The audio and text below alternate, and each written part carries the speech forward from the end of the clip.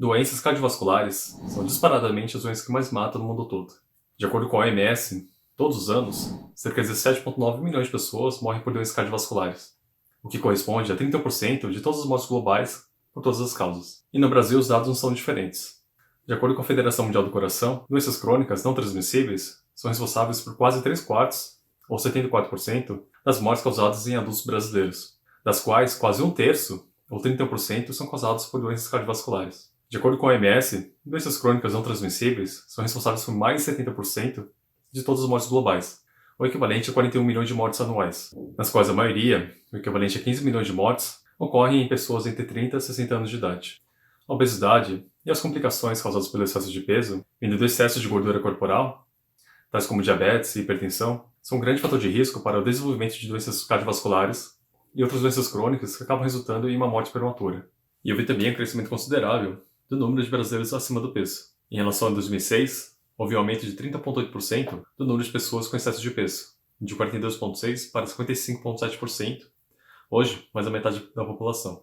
De acordo com os últimos dados da OMS, os níveis de obesidade no mundo quase triplicaram entre 1975 e 2016. 1,9 bilhões, ou 39% dos adultos acima de 18 anos, estão acima do peso.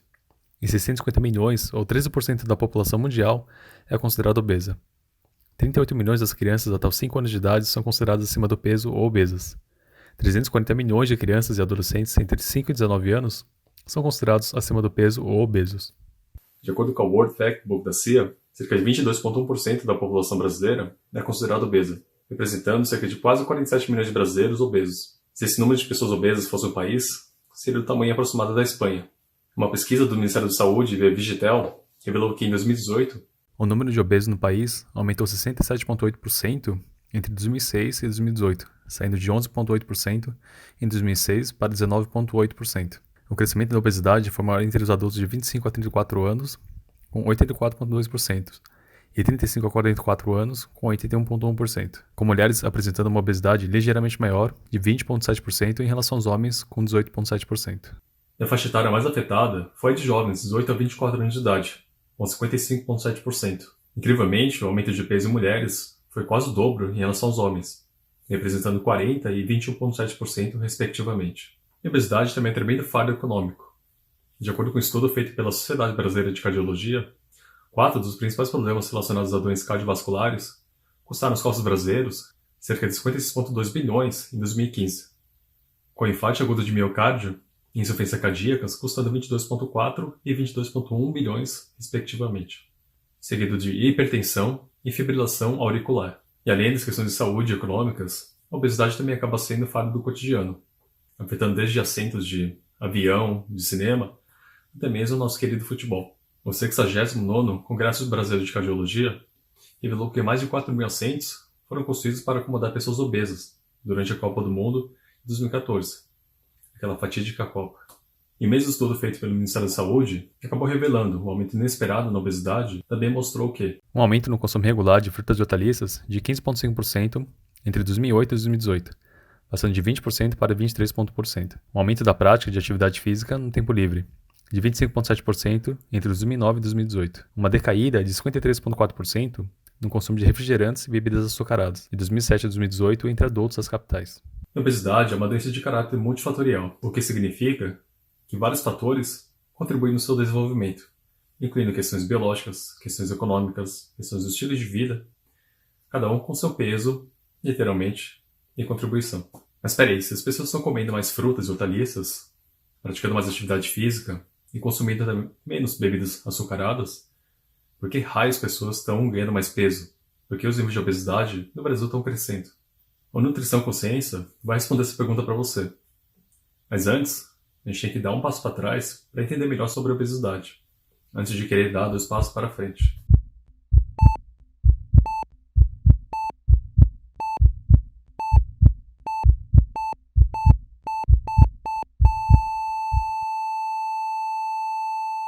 Uma medida populacional bruta da obesidade é conhecida como Body Mass Index, ou Índice de Massa Corporal, que classifica o peso de uma pessoa ajustada para sua altura. E no final do dia, o que importa para o nosso corpo é a quantidade e a qualidade dos alimentos que a gente incorpora na nossa alimentação. Em outras palavras, a nossa rotina alimentar. Se eu consumir 2 Big Macs ao dia, né? Tecnicamente, vou estar consumindo o dobro de vegetais. Vou estar consumindo o dobro de picles, de tomate e alface. Só que ao mesmo tempo também vou estar consumindo o dobro de gordura saturada, gordura trans e outras substâncias que fazem mal para o nosso corpo. E o mesmo vale se eu iniciar o dia comendo frutas, cereais integrais, começando bem o dia, mas acabar o dia pedindo delivery de comida chinesa. E hoje em dia, muito graças à internet, as pessoas estão cada vez mais conscientes de que seus hábitos alimentares têm uma influência direta no seu peso e na sua saúde. Mas mesmo assim, os dados mostram que os brasileiros de todas as idades continuam engordando e adoecendo mais rápido. E a consequência disso é pessoas mais desesperadas. De acordo com a Associação Brasileira de Nutrologia, dos 503 brasileiros entrevistados, 76% revelaram ter iniciado uma dieta por conta própria nos últimos 12 meses. As principais fontes de informação citadas foram amigos e sites com 3,1% cada, livros com 1,7% e influenciadores digitais com 1,5%. Entre as dietas mais populares estavam cetogênica e low carb com 30%, detox com 19,1%, Dukan com 15,7%, hiperproteica com 13,3% e sem glúten com 12,9%. E como objetivo, 70% reportaram o emagrecimento, 45% reportaram melhorar a qualidade de vida, 43% reportaram se alimentar melhor e 18% reportaram melhorar o condicionamento físico.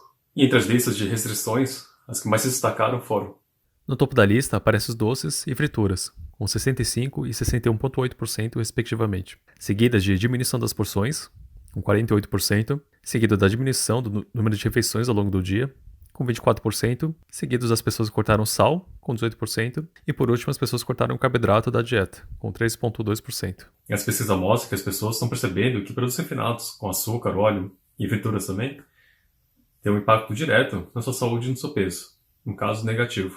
E mesmo essa conscientização não tem convertido em pessoas com menos peso e menos mortes por doenças crônicas não transmissíveis. E ao mesmo tempo, as pessoas que pulam de dieta em dieta acabam virando um fenômeno mundial.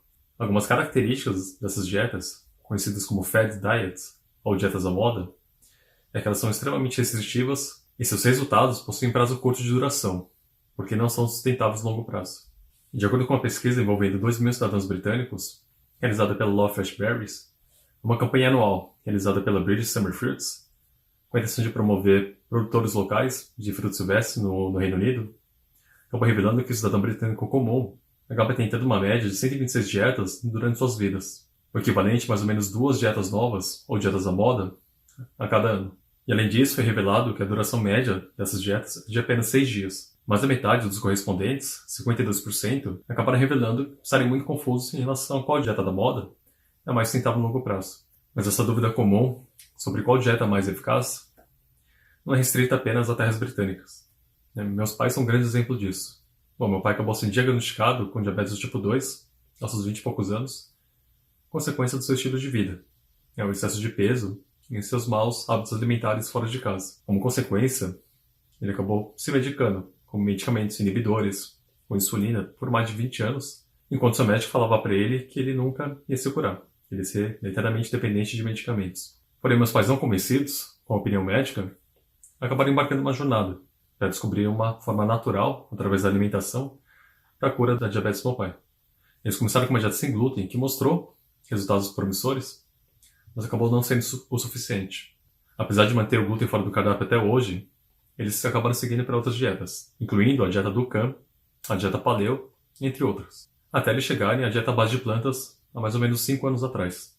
Hoje em dia, meu pai tem glicemia controlada, não toma mais medicamentos para diabetes, ele pode comer doces e ter uma vida normal. Hoje em dia, a dieta dos meus pais é composta de mais de 60%, ou talvez até mais de 70%, de carboidratos complexos. E mesmo assim, meu pai não tem nenhum relapso de diabetes. E como Albert Einstein disse uma vez, alegadamente, o mesmo nível de pensamento que cria um problema não será capaz de resolvê-lo. E um dos problemas, em comum, entre essas dietas da moda que acabam surgindo todos os anos, é justamente a falta de ciência de qualidade por trás delas. Enquanto muitas se baseiam em pseudociências, outras são meramente reciclagens de outras dietas da moda do passado. E apesar de muitas dessas dietas acabarem caindo em esquecimento com o tempo, os estragos que elas podem causar podem acabar sendo definitivos. E um exemplo disso são as diversas variações da dieta low carb, ou a dieta cetogênica, que hoje em dia é uma das dietas mais populares no Brasil, se não a mais popular. Livros de receitas, marketing e pseudociência não faltam. E dietas que prometem emagrecimento rápido, sem embasamento científico, podem até acabar gerando resultados positivos no curto prazo, porém podem acabar te prejudicando no longo prazo. E um dos problemas é que o mesmo peso que você vê na balança pode ter significados diferentes, dependendo da dieta e do contexto. Para saber qual dieta cumpre o que promete, você tem que colocá-la em prática e analisá-la de maneira científica. Em um estudo clínico randomizado, financiado pelo Instituto Nacional de Saúde, o mais bem feito até hoje, cientistas testaram as teorias da dieta cetogênica, de que corpos cetônicos, produzidos quando o corpo entra em cetose, devido à falta de glicose no sangue, reduzem o apetite e acabam levando à perda de gordura mais rápido. Outra alegação é de que os carboidratos são os principais vilões responsáveis pelo aumento da obesidade no mundo e pelas pessoas engordarem. A teoria diz que uma dieta rica em carboidratos que acabam resultando no acúmulo de gordura no corpo. Em um ambiente hospitalar controlado, pacientes saudáveis foram randomizados e colocados em uma dieta à base de plantas, alta em carboidratos e baixa em gordura, enquanto outros foram colocados em uma dieta cetogênica, alta em gordura e baixa em carboidratos. Durante 2 semanas, eles foram analisados em um contexto ad libitum, que significa que eles poderiam comer à vontade e que não haveria restrições em calorias. Apenas os níveis de proteína foram controlados. E após 2 semanas, o protocolo foi trocado e os grupos inverteram suas dietas. O grupo plant-based, como esperado, teve picos maiores de insulina após cada refeição ou pós-prandiais, devido à maior ingestão de carboidratos. Porém, ao invés de aumentar a fome e engordar, o resultado foi justamente o oposto. O grupo plant-based acabou consumindo menos calorias devido à maior ingestão de fibras dietárias, causando mais saciedade. E ao mesmo tempo acabou perdendo mais gordura do que o grupo cetogênico e acabaram não criando resistência à insulina. Em comparação, como esperado, o grupo cetogênico acabou tendo picos de insulina menores devido à menor ingestão de carboidratos. Porém, quando realizado um teste de tolerância à glicose, eles acabaram mostrando resistência à insulina, mostrando níveis pré-diabéticos. E apesar deles consumirem mais calorias e não tendo aumento do nível de gordura corporal total, o seu colesterol ruim, o LDL, ou colesterol de baixa densidade, acabou aumentando principalmente as partículas mais densas, que é o principal marcador de doenças cardiovasculares. E apesar de perderem peso mais rápido inicialmente, a maior parte desse peso foi através de água e massa muscular, e não de gordura como a teoria diz. Isso tudo concluiu que a dieta plant-based resultou em um consumo menor de energia, ao contrário do que o modelo carboidrato-insulina da dieta cetogênica sugere. O grupo plant-based acabou perdendo mais gordura do que o grupo cetogênico. E qual a relevância desse estudo na prática? Bom, a mensagem importante é que qualquer dieta restrita em calorias faz você perder peso, mas nem todas são sustentáveis a longo prazo. Mais importante do que emagrecer é saber que você está perdendo gordura no processo. Considerando que a obesidade é definida pelo excesso de peso devido ao excesso de gordura no corpo, a escolha da dieta adequada é fundamental para o combate ao excesso de peso de maneira sustentável. Nenhuma dieta que aumenta seus níveis de colesterol ruim e te deixa pré-diabético pode ser considerada segura. Não é à toa que doenças cardiovasculares são disparadamente as doenças que mais matam no mundo todo. Em muitos casos, como o da dieta cetogênica, as pessoas acabam ganhando peso de volta, que elas haviam perdido, e atingindo um platô. Pior do que isso são as potenciais consequências negativas geradas, que podem passar desapercebidas por durante muitos anos, e mesmo quando detectadas, às vezes pode ser tarde demais. Em caso de dietas restritivas, as pessoas acabam não aguentando e acabam voltando aos seus maus hábitos alimentares anteriores, deixando a palavra dieta como um estigma e uma conotação ruim. E é importante lembrar que sem reeducação alimentar, não há mudança de estilo de vida. E sem mudança de estilo de vida, não há mudanças positivas e sustentáveis. E quando você faz uma dieta da moda, você não está se reeducando e muito menos mudando seu estilo de vida. Você está apenas temporariamente adotando uma medida precipitada para gerar resultados rápidos e que nem sempre são seguros. Então, como fazemos para saber quais dietas são da moda e quais são da ciência? E antes de responder essa questão, a gente tem que voltar ao ponto zero e investigar o porquê das pessoas engordarem, especialmente o ritmo tão acelerado e desproporcional como nunca antes visto na história. Afinal, a resposta nunca está na ponta do iceberg. E diversos outros marcadores foram analisados, tanto em jejum quanto pós-refeição. O link com uma análise mais profunda sobre esse estudo vai estar na descrição. A OMS define pandemia como uma epidemia ocorrendo no mundo todo, ou sob uma grande área, atravessando barreiras internacionais e geralmente afetando um grande número de pessoas. A obesidade atende a todos esses fatores. Os dados confirmam que vivemos em uma pandemia da obesidade. Uma enorme revisão sistêmica, feita pela NCD Risk Factor Collaboration, investigou quase 1.700 estudos populacionais, envolvendo mais de 19 milhões de adultos e seus respectivos índices de massa corporal, em mais de 200 países, entre 1975 a 2014. As evidências apontaram um crescimento da média global de índices de massa corporal entre 1975 e 2014, ajustada por idade, de 21,7 para 24,2 em homens e 22,1 para 24,4 em mulheres. Apesar dessas mudanças percentuais parecerem pequenas, as pequenas diferenças representam milhões de adultos no mundo inteiro com a saúde de risco, devido ao excesso de peso. Essa pesquisa revelou que o aumento dos níveis de obesidade no mundo aumentaram rapidamente a partir dos anos 70, com uma pequena diminuição no ritmo a partir dos anos 2000, mas que continuaram crescendo. E na conclusão do estudo, se o ritmo atual persistir, as chances de cumprir a meta estipulada pela OMS de reduzir o crescimento da obesidade no mundo até 2025 é virtualmente zero.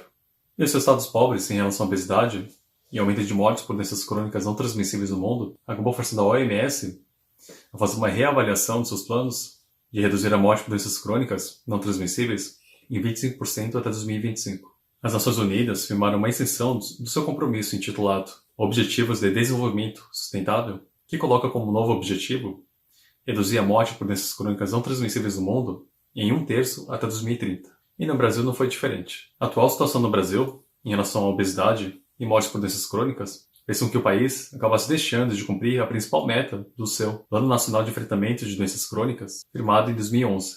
O plano previa, até 2022, redução da taxa de mortalidade prematura de pessoas abaixo de 70 anos por doenças crônicas não transmissíveis, em 2% ao ano, redução da prevalência de obesidade em crianças e adolescentes, e deter o crescimento da obesidade em adultos. Mas no ritmo atual, nenhuma dessas metas vai ser cumprida. Em outro estudo similar, as evidências foram consistentes. O estudo do GBD investigou a prevalência da obesidade em crianças e adultos e seus respectivos índices de massa corporal entre 1980 e 2015, e a sua relação com doenças crônicas em 195 países de 1990 a 2015. Os estudos revelaram que em 2015, um total de 107,7 milhões de crianças e 603,7 milhões de adultos foram classificados como obesos. E apesar dessas mudanças percentuais parecerem pequenas, as pequenas diferenças representam milhões de adultos no mundo inteiro com a saúde de risco, devido ao excesso de peso. E no Brasil o mesmo ocorreu, como mostram essas tabelas. E apesar do número total de crianças obesas ser inferior em comparação a adultos, as taxas de crescimento dos níveis de obesidade em crianças, na grande maioria dos países, acaba sendo maior do que a taxa de crescimento da obesidade em adultos. No total, desde os anos 80, a prevalência da obesidade dobrou em mais de 73 países, incluindo o Brasil, e continua crescendo na maioria. Em relação à mortalidade, quando combinamos esses dois estudos, fica bem claro que alguma coisa de extraordinária ocorreu no mundo entre os anos 70 e 80, que acabou culminando na pandemia da obesidade. Esses gráficos disponibilizados pelo Instituto Nacional de Diabetes e Doenças Digestivas e de Rim deixam bem claro quão desproporcional foi o crescimento da obesidade nos Estados Unidos a partir dos anos 70. Esse mesmo padrão nos Estados Unidos também foi identificado na Inglaterra, na Austrália, no Japão, no Chile e no Brasil. A epidemia da obesidade ocorreu de forma sincronizada na grande maioria dos países industrializados, e que hoje sofrem com obesidade, sugerindo o padrão.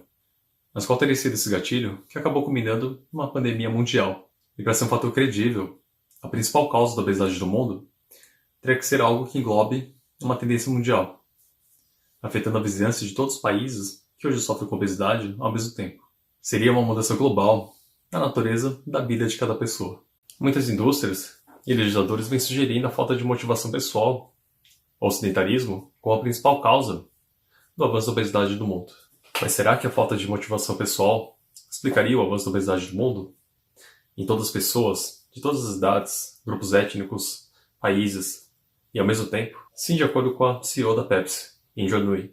Em uma entrevista feita para a revista Fortune, quando indagada sobre qual posição a Pepsi adotaria no combate à obesidade do mundo, ela respondeu que, se todos os consumidores fizessem exercício, a obesidade não existiria, sugerindo uma relação de causa direta entre a obesidade e a falta de atividade física e o conceito de que todas as calorias são iguais. Mas será que as calorias vindas de bebidas açucaradas e produtos altamente processados não teriam alguma influência na obesidade? Produtos que, por coincidência, a Pepsi produz? E será que as calorias encontradas em um pacote de batata chips Lay's, que é da Pepsi, se equivalem à mesma quantidade de calorias encontradas numa batata inglesa natural? A gente vai descobrir isso mais pra frente. A sua rival, a Coca-Cola, foi além de uma mera sugestão. Em 2014, eles investiram 1,5 bilhões de dólares para a criação da Global Energy Balance Network. Alegadamente, a missão das entidades sem fins lucrativos seria ser uma espécie de entidade neutra e corretora. Seu objetivo seria financiar estudos a respeito das causas da obesidade e ajudar no combate à obesidade no mundo. Sua visão se baseava na disseminação do conceito de balanço energético. Balanço energético igual consumo de energia menos gasto de energia. Em outras palavras, peso igual a calorias consumidas menos calorias gastas. O conceito de balanço energético faria sentido se ele não fosse tão simplista e se não fosse pelas diversas falhas teóricas envolvidas. Um dos problemas dessa teoria é que ela confunde passado com presente. Tanto indivíduos obesos quanto indivíduos magros costumam alcançar um estado de balanço energético, determinado pela adiposidade ou acúmulo de gordura no corpo. Não é à toa que a obesidade não é definida pelo excesso de peso, mas sim pelo excesso de gordura corporal, pois a nossa composição corporal influencia diretamente no nosso gasto de energia e consumo também. Em suma, a obesidade é muito mais complexa do que essa equação explica. A obesidade é um problema crônico entre estímulo e ação. E infelizmente vivemos em uma era pró-obesidade, conceito que vai ficar mais claro mais para frente. Não obstante, ela ignora completamente os tipos de alimentos e bebidas que ingerimos. Em um laboratório, 140 calorias vindas de um suco de cenoura pode até se equivaler a 140 calorias vindas de uma garrafa de Coca-Cola. Porém, na vida real, não é bem isso que acontece. No mundo real, as plantas possuem fibras, especialmente fibra insolúvel, que virtualmente possui 0 calorias. É a própria existência de fibras em plantas que nos impedem de consumir calorias em excesso e acabar engordando. No mundo real, 140 calorias vindas de cenoura são completamente diferentes de 140 calorias vindas de uma garrafa de Coca-Cola. Além disso, tão importante quanto o número e a origem das calorias é quantas consumimos e de que forma. O mesmo número de calorias consumidas em períodos diferentes do dia, em distribuições diferentes e com períodos diferentes de descanso no dia anterior, altera a maneira como o nosso corpo estoca gordura. Esse conceito é conhecido como ritmo circadiano do corpo. Essa teoria de que todas as calorias são iguais nada mais é do que uma nova política para aliviar a culpa dessas empresas e indústrias no aumento da obesidade no mundo, isentando elas da responsabilidade, já que sua própria sobrevivência depende da venda de produtos altamente processados e que não são saudáveis para atender à demanda dos seus investidores. E para a infelicidade da Coca-Cola, a verdade acabou vindo à tona, quando documentos internos vazaram, revelando o verdadeiro motivo por detrás da criação da Global Energy Balance Network. Como o próprio documento diz, abre aspas, ser uma arma para mudar as conversas sobre obesidade em meio a uma guerra crescente entre a comunidade da saúde pública e indústrias privadas, fecha aspas. Foi revelado que a agenda da entidade incluía promover a sua mensagem através de uma extensa campanha publicitária, que ligaria profissionais de diversas áreas com o público, incluindo pesquisadores, profissionais da saúde, jornalistas e legisladores. Convenientemente, apenas cientistas simpatizantes com a sua missão seriam incluídos nesse projeto. Após o vazamento desses documentos, ficou bem claro que o único objetivo dessa entidade seria promover os interesses corporativos da Coca-Cola e não ajudar no combate à obesidade. Em suas próprias palavras no documento, seu objetivo era promover práticas efetivas em termos de legislação e lucro. A curta vida dessa entidade criada pela Coca-Cola, que se extinguiu em 2015, acabou virando um clássico caso de Greenwashing, termo utilizado para descrever empresas que tentam se posicionar como suporte no combate à obesidade, quando na verdade elas são diretamente responsáveis pela obesidade. AstroTurfing, a prática de mascarar patrocinadores de uma organização com o intuito de dar mais credibilidade para a mesa e fazer parecer que ela é 100% suportada e apoiada por grupos de movimentos populares espontâneos da sociedade, conhecidos como grassroots. Ambas táticas tendenciosas são comuns em gigantes industriais, não apenas de comida e bebida, mas também, por exemplo, como a do tabaco. Houve uma época em que ditos médicos eram garotos propagandas, recomendando o consumo de cigarros para dar férias à sua garganta, quando já havia estudos científicos ligando o consumo de tabaco com câncer de pulmão e doenças respiratórias. Quando uma mentira é contada diversas vezes ao longo do tempo, ela acaba se tornando parte daquilo que entendemos como verdade. Esse tipo de tática de propaganda é conhecida como a grande mentira, termo cunhado por ninguém menos que Adolf Hitler. Ela se baseia na distorção intencional da verdade, especialmente para fins políticos, e infelizmente é extremamente efetiva. Em uma pesquisa Harris Poll, feita nos Estados Unidos, quando perguntados sobre as principais causas da obesidade, 83% responderam à falta de exercício físico, e apenas 34% apontaram o consumo excessivo de calorias como principal causa. O fato das pessoas que veem como principal fator da obesidade a má dieta terem uma menor propensão a ser acima do peso Dá suporte à teoria que o caminho mais efetivo para reduzir a obesidade do mundo é através da dieta. Em contraste, as pessoas que acreditam que a falta de atividade física é o principal fator da obesidade têm uma tendência a estar em cima do peso e a terem índices de massa corporal maiores. Nesse experimento, pessoas foram randomizadas para lerem 2 artigos, um apontando dieta como principal fator da obesidade e outro apontando culpa no sedentarismo. Quando os 2 grupos foram colocados em uma sala com chocolate, o grupo que leu o artigo, que apontava a culpa na falta de atividade física, acabou consumindo mais chocolate do que o grupo que leu o artigo, que apontava a dieta como principal fator da obesidade. Estudos parecidos foram replicados e obtiveram resultados consistentes com esse. A própria comunidade médica chegou à conclusão que a dieta é um fator muito mais determinante na obesidade do que a atividade física e genética. Hoje vivemos a era mais sedentária da história, muito graças à tecnologia e à urbanização. Hoje nós dirigimos até o supermercado, fazemos transações financeiras via smartphone e trabalhamos sentados pelo computador. Se antes ser ativo fisicamente era um puro mecanismo de sobrevivência, hoje em dia ser ativo fisicamente pode ser visto como um luxo para algumas pessoas. Afinal, muitas pessoas pagam filiação em academias caras, com luzes e equipamentos extravagantes, simplesmente para andar ou correr parado numa esteira. De acordo com a Federação Mundial do Coração, a prática de atividades físicas ajuda no controle da glicemia, da pressão arterial, fortalece os ossos e ajuda na prevenção ao excesso de peso e obesidade. A inatividade física contribuiu para 3,2 milhões de mortes anuais e é o 4º maior fator de risco de mortes prematuras do mundo. Atrás somente de sexo sem proteção, desnutrição e abuso de álcool. Além disso, ela contribui para 1 a cada 5 mortes por doenças do coração e diabetes, e 1 a cada 5 casos de câncer de mama e de cólon. De acordo com essa revisão, a prática de exercícios contribui para a oxidação de gordura no corpo, principalmente pós-exercício, aumentando a habilidade do nosso corpo de queimar energia com mais eficiência, utilizando mais gordura e menos glicose na produção de energia.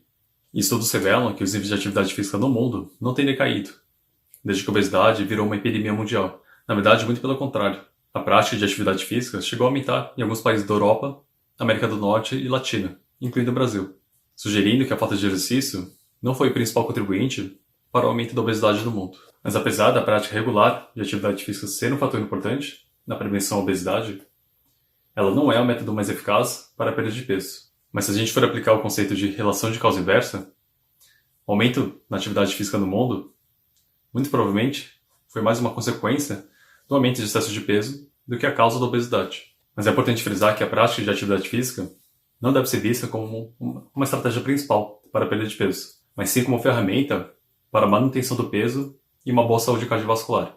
Além disso, a prática de exercícios físicos é fundamental para a construção e manutenção de massa magra, que ajuda o nosso corpo a queimar mais calorias durante o dia e a manter um metabolismo mais saudável. Principalmente para quem está acima do peso ou já é obeso, é importante adotar uma dieta adequada junto com a prática de atividade física. Se a gente for fazer uma analogia, a dieta é o motor do carro e a atividade física é o mecânico.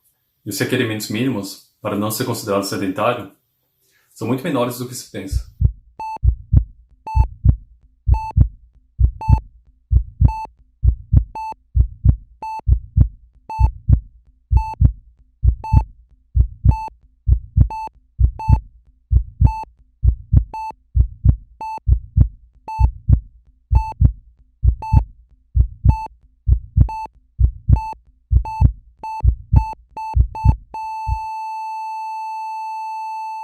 Apesar dos dados mostrarem que os brasileiros estão mais ativos, os números ainda estão muito aquém do ideal, assim como no resto do mundo.